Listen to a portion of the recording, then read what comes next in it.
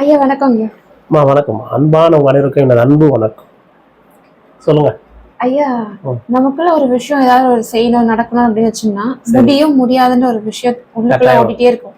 அதாவது என்னால இது செய்ய முடியுமா, என்னால பண்ண முடியுமா, ஒரு பயமோ அதுக்கான தயக்கமோ, எப்படி இது நடக்கும் அப்படின்ற ஒரு விஷயம் இருக்கு. அதை பத்தி நம்ம எல்லாருக்கிட்டையுமே ஒரு என்ன இருக்கு, நம்ம யூஸ்வலா என்ன செய்யறோமோ அதை செய்யற வரைக்கும் நமக்கு எதுவும் தெரியாது. வேற எதனா மாத்தி செய்யணும் இல்ல புதுசா எதனா வருதுன்னா அதை நம்ம எப்படி கையாளணும், இல்ல நம்ம ஒரு ஸ்டெப் எடுக்கணும் அப்படின்னா ஒரு யோசனை உள்ள வரும். ஆமா, இது என்னால முடியுமா முடியாதா, இந்த ஒரு கணத்துல எல்லாருக்குள்ளயும் போகும். ஆனா நம்ம கிட்ட ஒரே ஒரு எண்ணம் மட்டும் தான் வைக்கணும். அது பெருசோ சிறுசோ செயல் அதை பத்தி எல்லாம் என்ன வேண்டாம். நீ செய்யணும்னு முடிவு பண்ணா உன்னால முடியும்ன்ற ஒரே ஒரு எண்ணத்தை மட்டும் ஆணித்தனமா வைக்கணும். அது புரியுதுங்களா? இப்ப இது எதுக்குன்னு கேட்டீங்கன்னா, இப்ப ஒரு படிக்க போறதுக்கோ இல்ல ஒரு ஜாபுக்கு போறதுக்கோ இல்ல எதனா ஒரு விஷயத்த அச்சீவ் பண்ண போறன்றதுக்கோ எதுவாயினும் முடியுன்ற எண்ணம் மட்டும் தான் உங்கள்கிட்ட இருக்கணும். முடியாதுன்ற ஒரு எண்ணம் உங்கள்கிட்ட வேண்டாம். அதுல என்ன இருக்குது? சும்மா என்ன இருக்குதா? எது இல்லை. அப்ப ஏன் நம்ம அதை கூட சுத்திட்டு இருக்கிறோம்? இதை நம்ம இது பழக்கமா வந்துச்சு. எல்லா ஒரு விஷயம் பழக்கம் தான். பழக்கமா நமக்கு வந்ததுனால முடியுமா முடியாதா அப்படின்னு ரெண்டு கணக்கு இருக்குது. நம்ம ஒரு விஷயம் முடியாதுன்றது நமக்கு தேவையில்லை. உண்மைதானே?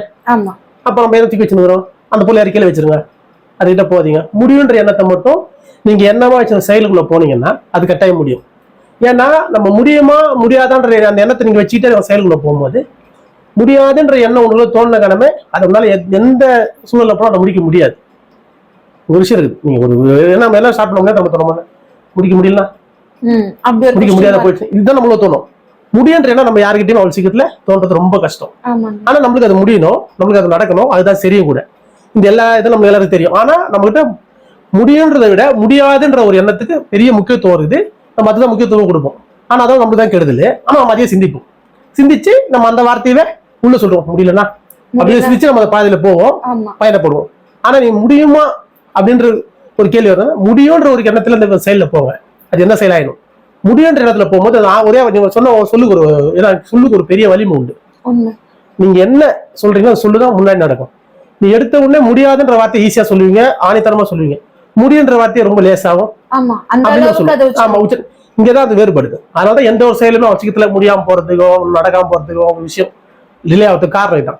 நம்ம ஒரே ஒரு சொல் தான், முடியுன்ற ஒரு எண்ணத்தை மெயின்ல வச்சு அந்த முடியுன்ற சொல்லு மட்டும் நமக்கு போதும். முடியாதுன்ற சொல்லு நமக்கு தேவையில்லை. உண்மைதானே?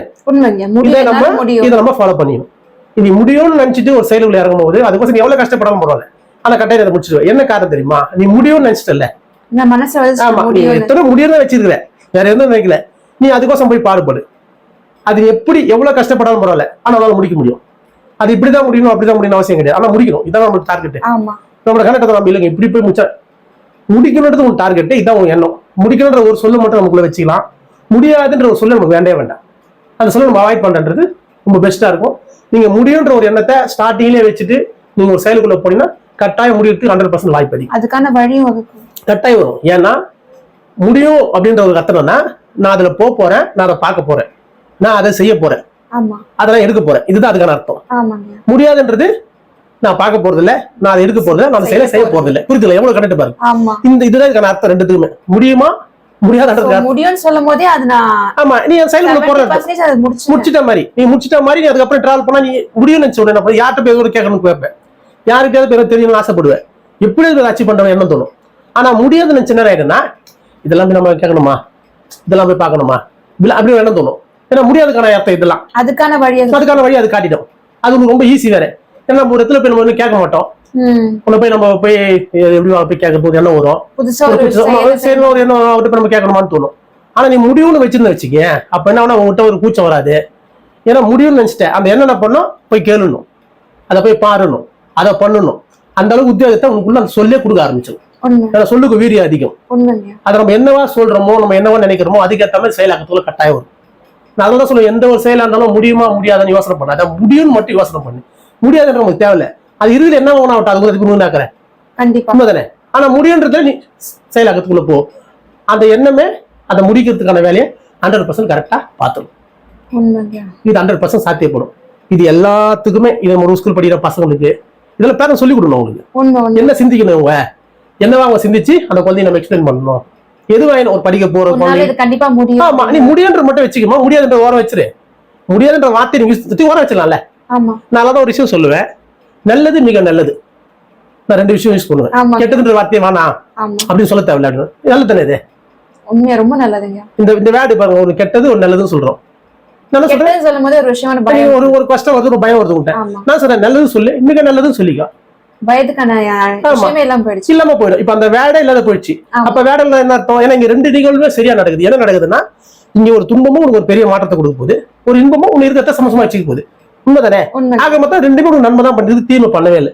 அப்படி இருக்கும்போது நீ ஏன் அதை வந்து நல்லது ஒண்ணு கெட்டது ஏன் நினைக்கிற அப்படின்னு நினைக்கணும் அவசியம் இல்ல. கெட்டதை தூக்கி ஓரம் வச்சுட்டு நல்லது மிக நல்லதுன்னு யூஸ் பண்ணி பாரு அந்த வார்த்தையை. அந்த வார்த்தை ஒரு மந்திரம் மாதிரி உங்களுக்கு பெரிய மாற்றத்தை ஏற்படுத்தும். ஏன்னா உங்கள்கிட்ட அந்த அந்த முடியாதுன்ற ஒரு சொல்லு இல்லாத போயிடும், கெட்டதுன்ற ஒரு சொல்லு இல்லாம போயிடும். முடியுன்ற ஒரு விஷயம் மட்டும் இருக்கும், இது நடக்கின்ற ஒரு விஷயம் மட்டும் இருக்கும், நன்மன்ற ஒரு விஷயம் மட்டும் இருக்கும், தீமன்ற ஒரு விஷயம் இல்லாத போயிடும். இதெல்லாமே அடங்கிருக்குது இதுக்குள்ள. முடியுமா முடியாதன்றதுக்குள்ள இவ்வளவு விஷயம் அடங்கிருக்குது. கண்டிப்பாங்க. இத நம்ம வந்து நம்ம குடும்பத்துல வாழ்ற பெண்மணிகளோ எல்லாருமே அதை கொஞ்சம் யூஸ் பண்ணணும், குழந்தைகளுக்கு சொல்லிக் கொடுக்கணும். அது சொல்லிக் கொடுக்கும்போது இந்த முடியும்னு நினைக்கிறது என்னன்னு கேட்டீங்கன்னா, அந்த முடியுன்ற ஒரு வார்த்தை வந்து அதோட தன்னம்பிக்கை, அது கொடுக்குற தைரியம். என்னால முடியும். சின்ன வயசுல இதெல்லாம் நம்ம சொல்லிக் கொடுக்கும்போது அதுக்குள்ள சூப்பரா புரியும். சிம்பிளா சின்ன கொஞ்சம் சொல்லி விட்டுறாங்க பசங்களுக்கு, வேற சொல்லி கொடுக்குறாங்க. நம்ம அப்பளம் இந்த வார்த்தை 2 வார்த்தை சொல்லி கொடுத்தாங்கன்னா அது நல்லா வேலை செஞ்சு அதுக்குள்ள அறிவுக்குள்ள முடியுன்ற ஒரு எண்ணம் நின்றுடும். கண்டிப்பாங்க. புரியுதுங்களா? நல்லது மிக நல்லதுன்ற ஒரு வார்த்தை நின்றுடும். உங்களை பொறுத்த வரைக்கும் நல்லதுன்ற போது உங்க வாழ்க்கையில சூப்பரா போதும், நல்லது வச்சுங்க, ரொம்ப செம்மையா போதும், ரொம்ப நல்லது போதும். உங்களோட அறிவுக்கு பொறுத்த வரைக்கும் மிக நல்லதுன்னு வச்சுக்கலாம். நார்மலா போச்சுன்னா நன்மைன்னு வச்சுங்க. இது என்ன ஆயிட போகுது? ஆனா நான் என்ன பத்தி என்ன சொல்லுவேன்னா, ஒரு ரொம்ப கடினமான சூழ்நிலை மிக நல்லதுன்னு சொல்லுவேன், ஆவரேஜா போறத நன்மைன்னு சொல்லுவேன். ஏன்னா ரொம்ப கடினமா போகும்போது ஒரு அறிவு பெறலாம், ஆவரேஜா போகுது ஸ்டேபிளா இருக்கலாம். மாத்திப்பேன். ஸ்டேபிளா போறதுக்கு வந்து நன்மைன்னு சொல்லலாம், கொஞ்சம் கடமுடா போகும்போது மிக நன்மை நம்ம நடக்க போகுதுன்னு நினைக்கலாம். அப்படின்னா நம்ம அந்த ஒரு தீமையான விஷயத்த ஒரு கஷ்டமான விஷயத்த உன்னால சரியா ஹேண்டில் பண்ணி அதுல இருந்து ஒரு அறிவு ஒரு அனுபவத்தை நம்மளால ஏத்துக்க முடியும். எல்லாமே பாசிட்டிவ் திங்கிங் தான். இந்த மாதிரி நம்ம திங்க் பண்ணும்போது நமக்கு ஒரு பெரிய மாற்றம் வரும். இதை பேரண்ட்ஸ் எல்லாம் குழந்தைகளுக்கு சொல்லிக் கொடுக்கும்போது, ஃப்ரெண்ட்ஸுக்கு தெரிஞ்சு அவங்க சொல்லிக் கொடுக்கும்போது, காலேஜ் லெக்சர்ஸ் எல்லாம் எடுக்கிறாங்க, அவங்க கூட இந்த மாதிரி விஷயத்த சொன்னாங்கன்னா அது ஒரு பெரிய மாற்றத்தை கரெக்டா ஏற்படுத்தும். ஏன்னா நம்மளுக்குள்ள ஏன் இதெல்லாம் ஒரு விஷயம் அச்சீவ் பண்ண முடியல, ஒன்று பிடிக்க முடியல, ஒன்று தெரிய மாட்டேன்னா இந்த எண்ணம் நம்ம முடிக்க முடியல. நம்மளுக்குள்ள ஏற்படுற இந்த சிந்தனைகள் தான் முடியாது அப்படின்ற எண்ணம் இருக்கும், தப்புன்ற ஒரு எண்ணம் இருக்கும், தப்பு சரி அப்படின்ற ஒரு எண்ணம் இருக்கும், இதை ஏற்றத்தாலும் ஒரு எண்ணம் இருக்கும். இந்த எண்ணம்லாம் உங்களுக்கு போகணும் அப்படின்னா நீ இந்த மாதிரி ஒரு வார்த்தை யூஸ் பண்ணும்போது அதை வந்து ஈஸியா வெளியே வரலாம், அதை புரிஞ்சுக்க முடியும், அதுல இருந்து ஒரு சில அறிவை நம்மளால எடுத்துக்க முடியும். கண்டிப்பாங்க. அதுக்கோசம் எது ஆயினும் முடியும் நினை, முடியும் நினை.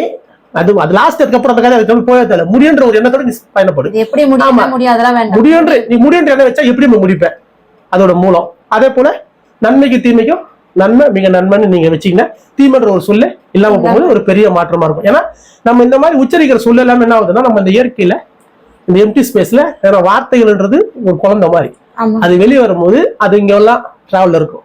நம்ம எண்ணத்துக்குள்ள போறது இந்த வார்த்தைகள் தான். இப்ப நம்ம இந்த மாதிரி வார்த்தைகள் பேசி பேசி நிறைய நிறைஞ்சிருக்கு. அதனாலதான் நம்மளோட நெகட்டிவ் கமெண்ட் அதிகமா நமக்குள்ள வருதும், பாசிட்டிவான திங்கிங் குறைய வரதுக்கு காரணமே தான்.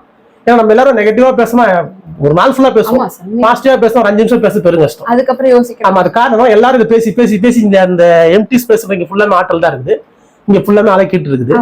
எண்ணலைகள், இந்த எண்ணலைகள் இங்க பதிவுப்படுது. இப்ப பதிவுப்படும்போது அது நமக்கு உள்ள போய் எத்தனை ஃபர்ஸ்ட் நெகட்டிவ் தாட்டு அந்த சிந்தனை ஈஸியா வந்தது, பாசிட்டிவா திங்கிங் வர மாட்டேது. அப்ப நம்ம இப்ப அந்த திங்கிங் எல்லாம் நம்ம பார வச்சுட்டு நம்ம நெகட்டிவா திங்க் பண்ணணும்னு ஆரம்பிச்சோம்னா அந்த எண்ணலைகளும் குறைய ஆரம்பிச்சு இந்த எண்ணலைகள் அதிகமாச்சுன்னா நம்ம எல்லாருக்குமே அந்த பாசிட்டிவ் திங்கிங் எத்தனை வந்துடும், என்னால முடியும் அப்படின்ற எண்ணம் வந்துடும். நன்மை தீமைன்ற ஒரு விஷயத்த நல்லது மிக நல்லதுன்ற ஒரு தன்மை நீங்க கொண்டு வந்தீங்கன்னா இந்த வார்த்தை அங்க மாறிடும். இந்த வேடை மாறும்போது என்ன ஆகும், இந்த எண்ணலைகள் இந்த வார்த்தைகளை போய் படையப்பட்டு ஜாஸ்தி ஆகும்போது இந்த மாற்றம் ஈஸியா முடியுன்ற எண்ணத்தை புரிஞ்சுக்கலாம். எல்லாரும் கொஞ்சம் பீஸ்ஃபுல்லா கொஞ்சம் தைரியமா இந்த வாழ்க்கையை சரிப்படுறதுக்கு ரொம்ப ஈஸியா இருக்கும். அதனால நம்ம எல்லாரும் அந்த பாசிட்டிவான திங்கிங்கா இருக்கும்போது முடியுன்ற எண்ணம் இருக்கணும்.